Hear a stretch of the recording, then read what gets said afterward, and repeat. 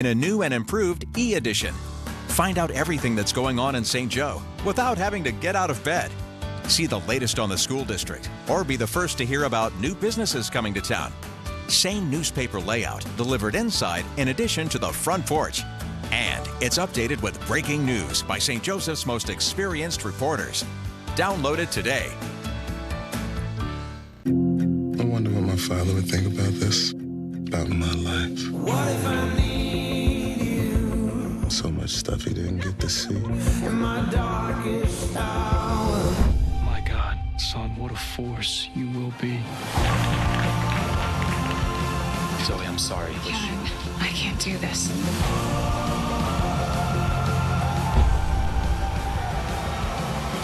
This Is Us returns January 15th on NBC. Everyone knows Sheldon's from the Lone Star State. I'm Texas through and through. The Big Bang Theory, 5 nights a week.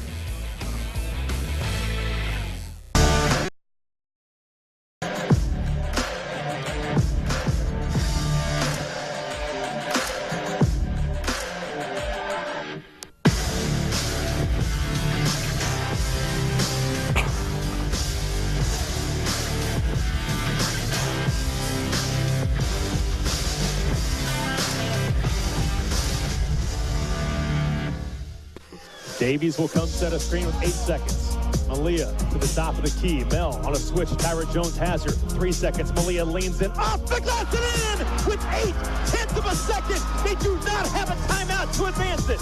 68-66. It's a baseball pass. Here it is, all the way down the court. Tipped. There it is. Ball game. Missouri Western wins it as Malia Richardson scores with 8/10 of a second. And the Griffons defeat Emporia State 68-66. What a win. Coach Ed said to get it in, hold it, and set a ball stream for me, and I did not think it went in. I don't know how it went in. I can't tell you how, but it did. We all have a lot of trust in her, and it was good for her to have that confidence back today. She went on a roll. That's Malia Richardson, and came out of timeout. I said, sure game, let's take it. Let's go get it.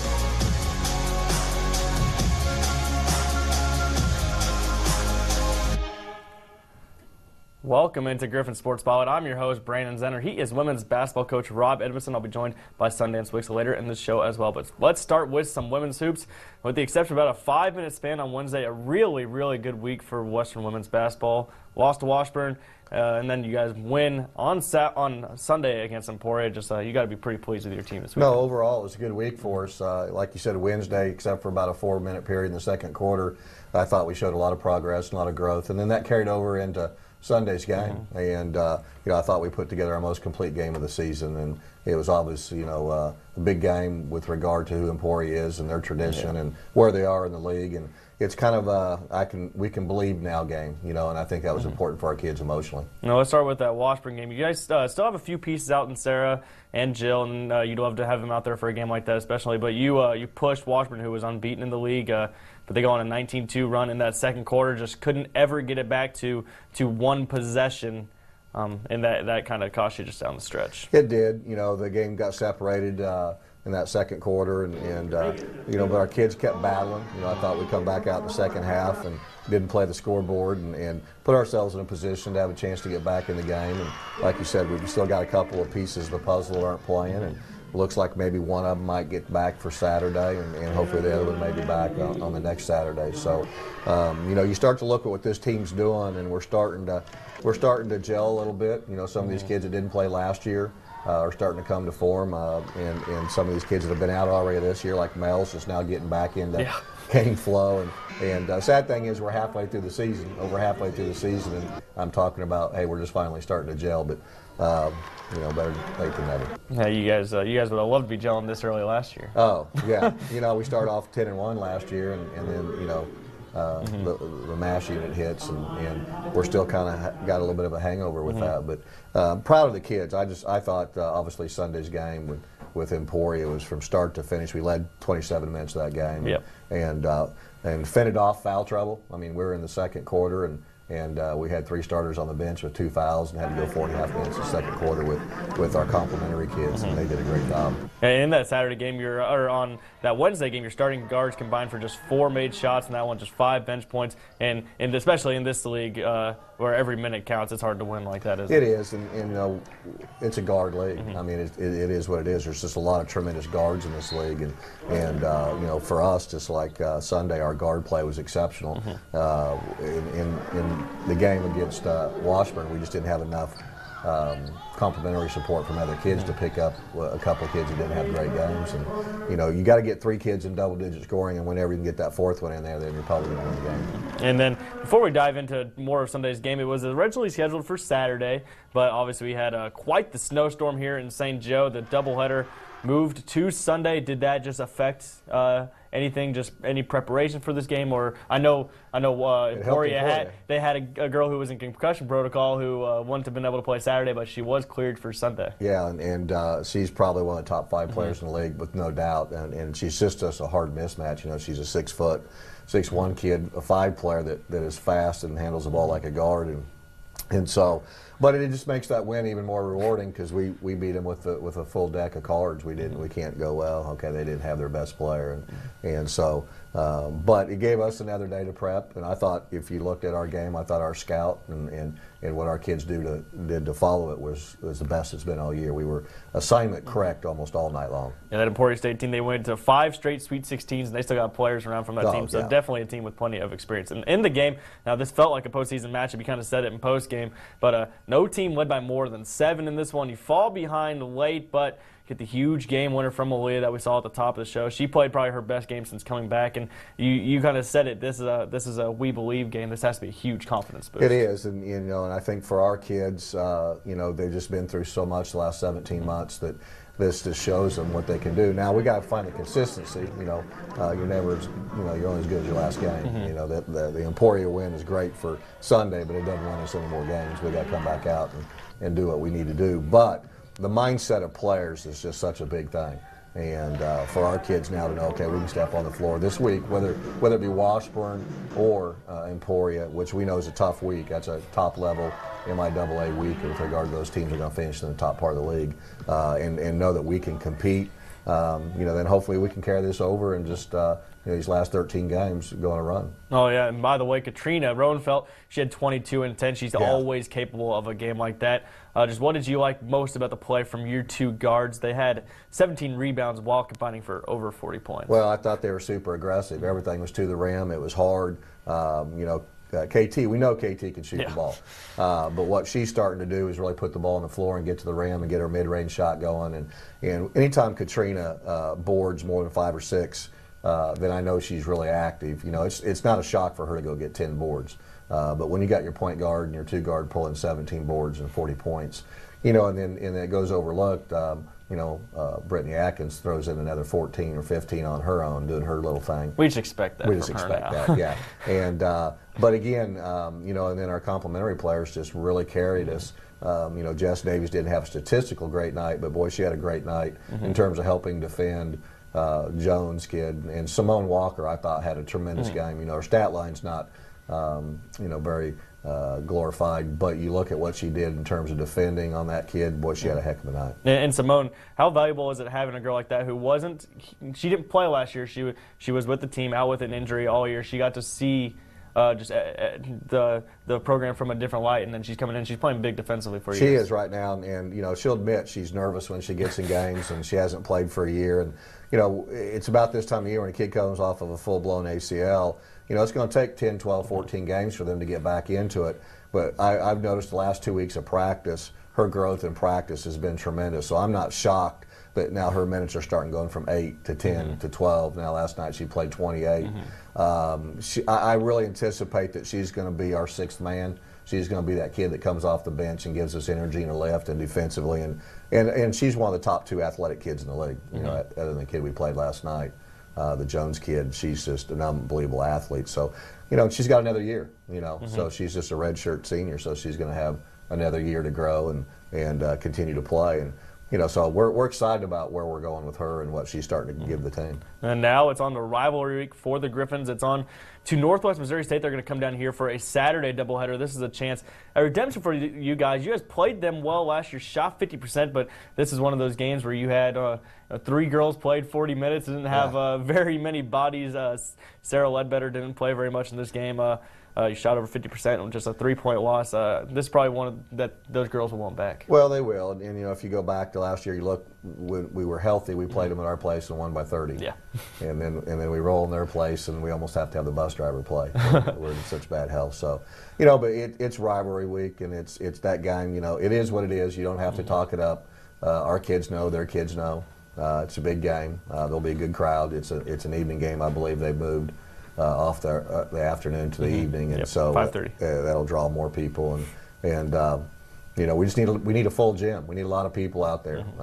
Our kids will be ready to play. And then with this being at home and just the timing of how well you guys are playing, just how much are you looking forward to seeing how these girls come out on this week? Well, I am looking forward to, you know, this is the first week of school back, which is something you got to be mindful of. You know, our kids have spent the last basically 30 days doing nothing but basketball, sleep, and eat. And so now we got to get them back on schedule and get them back in the flow. And there'll be a little bit of mental fatigue throughout this week because they're back in classes and having to study and prep themselves. So we'll be smart about how we handle this week with the fact we don't have a midweek game like everybody else does. So both teams are going to come to that game knowing absolutely what both teams want to do. It's going to be who steps up and plays well. The Western girls get the week started at 5:30 Saturday against Northwest to kick off the doubleheader. Hopefully you're picking the Chiefs to win on Sunday. Chiefs all the way. Good. Good to hear. Chiefs all the way. Best of luck on Saturday. And coming up next, the Griffon men look to rebound this week with the number 2 team in the nation coming to town. We talk with Sundance Wicks coming up next on Griffon Sports Spotlight here on Fox 26 KNPN.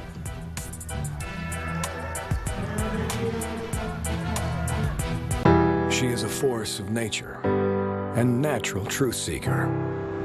She tells it like it is, even when we don't want to hear it. She rules when life gets unruly. And after years of honest advice, she has no equal, no limits, and remains unstoppable. Judge Judy. Weekdays at 4 on Fox 26 KNPN. No one is prepared for a breakdown. Before you have one, check in the car rental. Have tow insurance. Could you borrow a car? Maybe even Uber a taxi. If nothing else, have a big coat and a nice pair of shoes. TBA and service here for you when unexpected happens. It may have been a messy divorce that suddenly cut your income in half, but not your bills. It might have been an injury or illness or your boss just cutting back your hours. It doesn't really matter how you got in over your head. It only matters that you are, and that we're here to help. If you've got over $10,000 in credit card debt and you can't ever see breaking free, then call Action Debt and do it now. Being in over your head is a vicious cycle. One day late, they charge you a late fee. Miss a payment, they double your rate. You just don't think it's fair, and neither do we. This is not bankruptcy or just a simple rate reduction plan. We fight for you using our proven experience and the insider programs the credit card companies try to hide. If you owe at least $10,000 to the credit card companies, you owe it to yourself to call Action Debt at 800-384-8804. Just because you got in over your head doesn't mean you have to stay there forever. Call 800-384-8804 today and we can be on your side tomorrow. I chose U8 to travel throughout time because the future of the world is in peril. I say we kick some ass. DC's Legends of Tomorrow, Thursdays at 8/7 Central on the CW.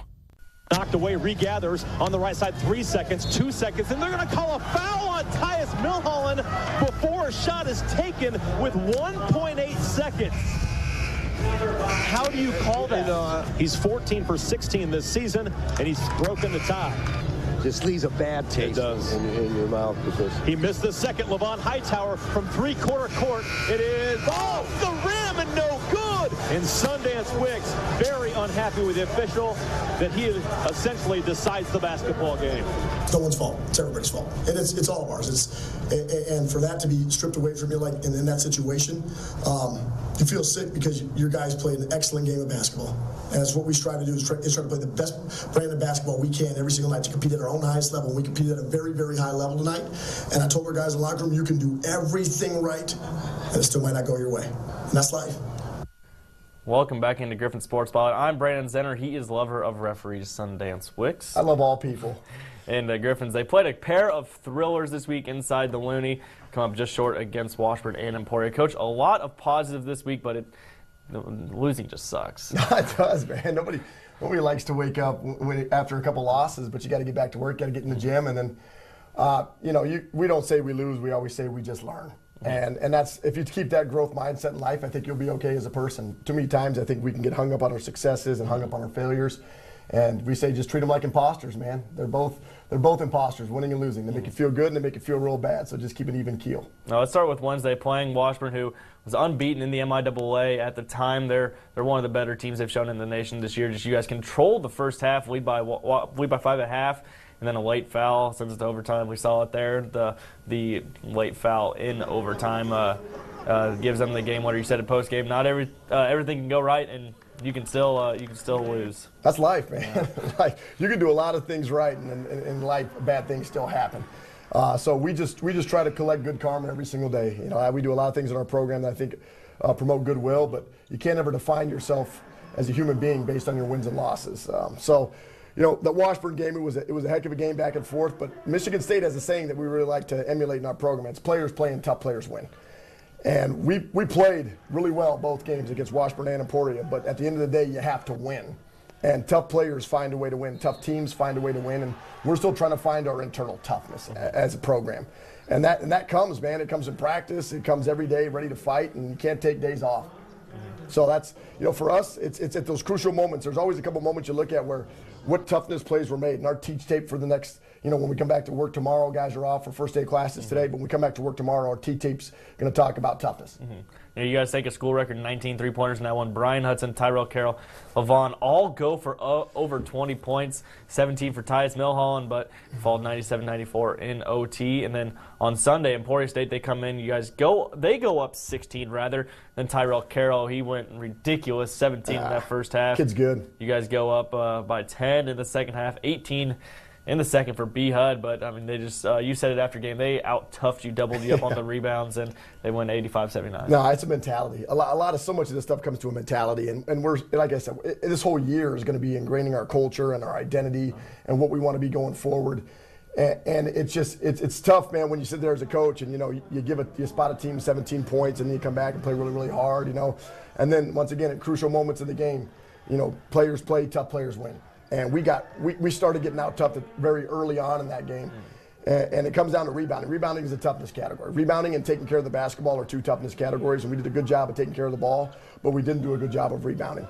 And that's everybody. Everybody's got to show up and be willing to contribute. You have to be able to impact the game other ways than scoring. Because right now, you can look at it. We careered against Washburn with 19 threes, and Brian Hudson goes ridiculous and has a career high against Emporia, but that doesn't matter if you don't make the tough plays. Yeah, I think I saw it on Twitter last week. Jimmy Dykes did a thing on a whiteboard, 50 ways to impact the game without scoring. Oh, yeah, it's really good. No, I think I tweeted that out at some point as well, sent it to our guys.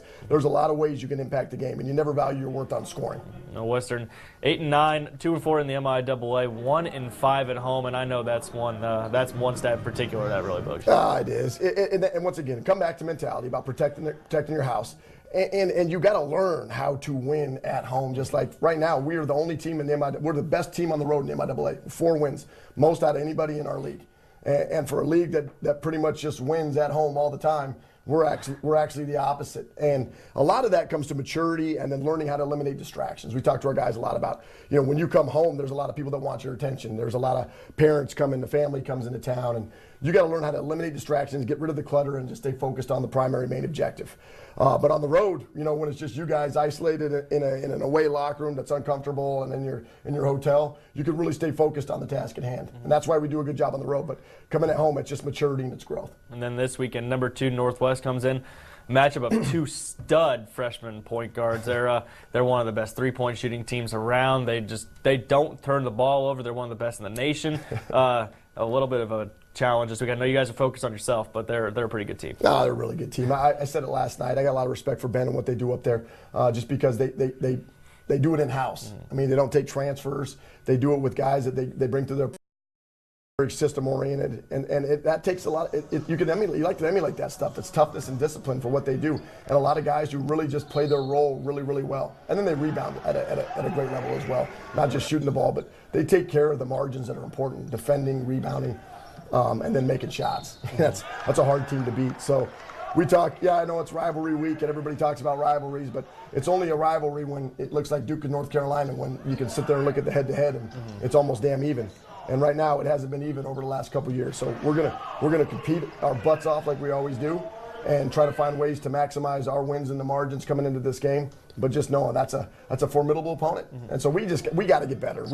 We like I said, we're not worried about Northwest as we are worried about how much we can grow and get better. And when you have so many new guys, does it help push the fact that it is a rivalry to the side? Because I mean, these guys don't know the history. Man, we're gonna have blinders on right now. I got blinders. I don't know the history. All I can do is I look at a national scale of things. You got to be the best team you can be. Then you got to be better in your league. Then you got to be better in your region. And then you got to be better nationally. And that's where we want to grow our program.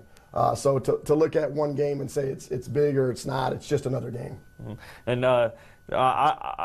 because I'm just such a fan of the game and fan of all you guys, Tyrell Carroll and Trevor Hudgens. I'm sure you haven't dug too much into them, but you got to watch Northwest when they were here.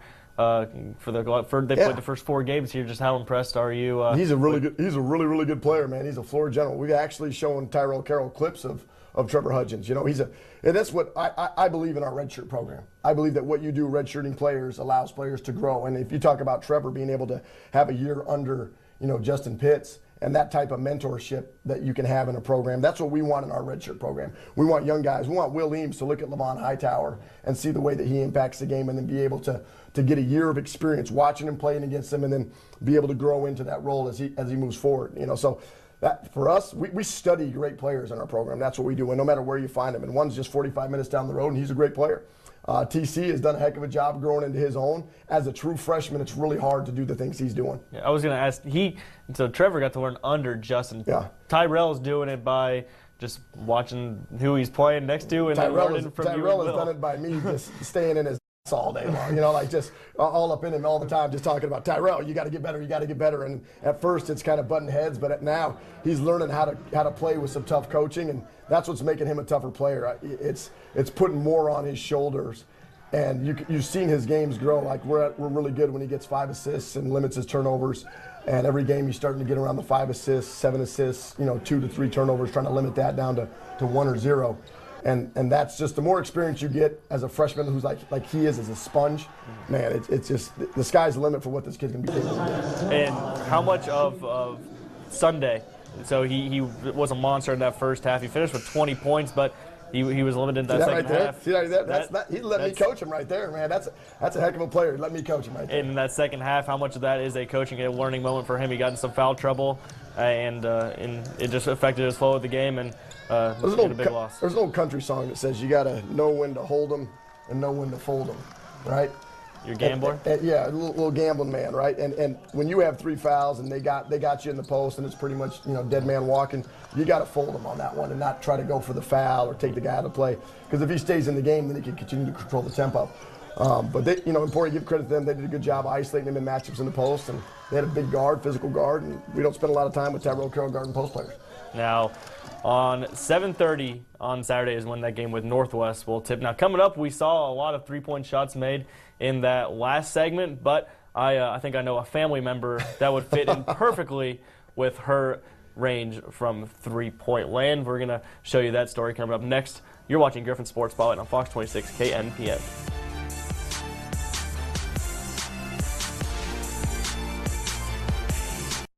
At Coleman Insurance, you'll always find a friendly smile, whether you come into the office to talk about your insurance needs or just call.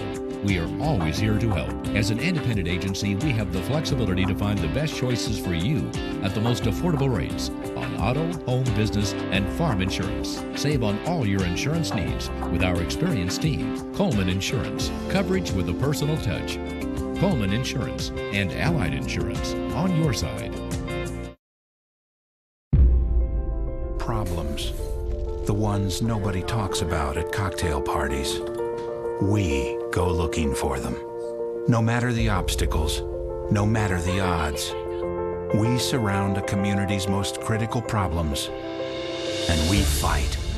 United Way fights for the health, education, and financial stability of every person in every community. Will you? Everyone knows Sheldon's from the Lone Star State. I'm Texas through and through. And Texans love real food. We made Tex-Mex. Wonderful dinner. Some assembly required. Football. Every form of football except European football. Most Texans believe to be a commie plot. And toe-tapping tunes. The stars at night are big and bright. Deep in the heart of Texas. The Big Bang Theory. 5 nights a week.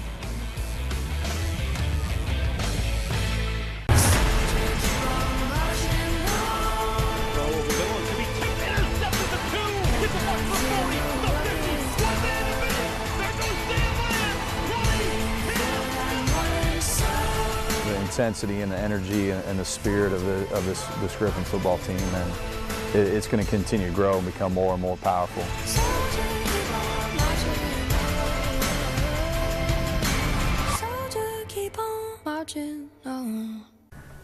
Coach, you told this story in your introductory press conference, and it got me thinking after Wednesday's game. You guys made 19 three-pointers, a new school record, and I'm pretty sure your sister would fit in perfectly with this squad right now. Take a look. So, tell me the story then. So your sister was a nun? Yep. Your sister was a nun? Sister Joan of Arc, yep. Her name was really Joan of Arc? Her name was really Joan of Arc. And she really beat you in horse on a half-court shot? She really did. They have a tennis court on the hill in Nashville. They're playing tennis back there, but on that tennis court, they have a basketball hoop. And so we're just out there shooting around, and she says, "Oh, let's play some one-on-one." And I said, "Well, why don't we play some none-on-one?" Check. And so we played none-on-one, and I dusted her. Of course, she's in a habit. I'm still balling. I'm looking good. Right? She says, "Let's play my game." So what's your game? She's like, "We're going to play pig." And it started getting windy. She just starts shooting. She drills a three. Bam, I miss one. P, right?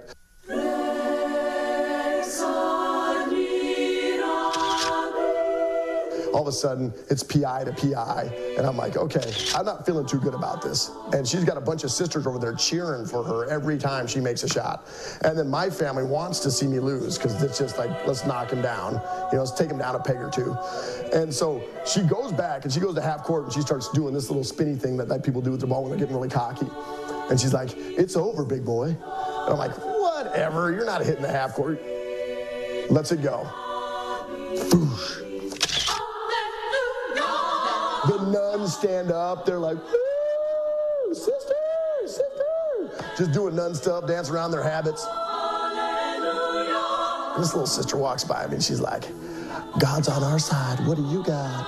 I was like, "Well, I got God too. Just she's not as close as you, I guess. But I mean," and so I brick it. It's over. But that's the last time we've ever played pig. And so she still has, we always talk about who beat you last. And so she's been in there for 7 years, in the convent for 7 years. So then she comes out, and she's been hiding from me ever since. I will find you, Joan of Arc. I will find you. You find her? Speaking of finding her, she's actually coming to this Northwest game this weekend, so she'll be back in town. We could set up a rematch for this. This could be what we want. Griffon Sports Spotlight next week. The immaculate rematch. Hey, you got guide on your side. You got a guide on your side this week. She's closer, man. She's closer. I'm gonna need some help. I might call Coach Edmondson. Hey, best of luck in that game of pig and against Northwest. Rivalry doubleheader starts at 5:30 on Saturday. That will do it for us on this edition of Griffon Sports Spotlight. Make sure to get all your coverage from Western all week at newspressnow.com. Back for another edition next week. You've been watching Griffon Sports Spotlight on Fox 26 KNPS.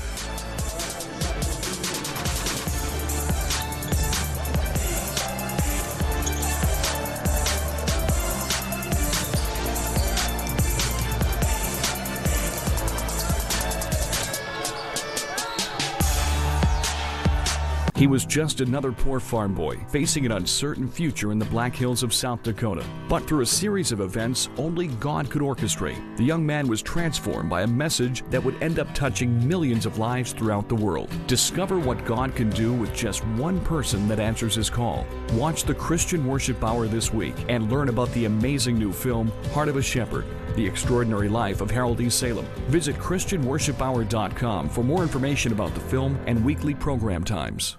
Are flying insects, roaches, mice, and even rats invading your home? Now you can send them all packing with the Atomic Zapper. The Atomic Zapper is the first ultrasonic pest repeller and flying insect zapper combined into one powerful device. The Atomic Zapper terminates roaches and repels rodents, while its blue light technology attracts pesky flying insects to zap them dead on contact. Call now and get the Atomic Zapper ultrasonic pest repeller and flying insect zapper for only $19.99. Order right now and you can get 2 Atomic Zappers. Just pay a separate fee. We'll even ship it to you for free. Atomic Zapper is the only pest control option that uses ultrasonic sound on one end and ultraviolet light on the other. Order your Atomic Zapper now.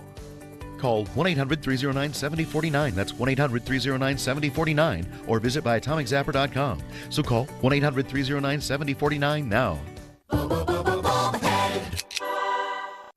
You know the feeling. You're glued to the news to keep up with what's happening in the world, and it's overwhelming.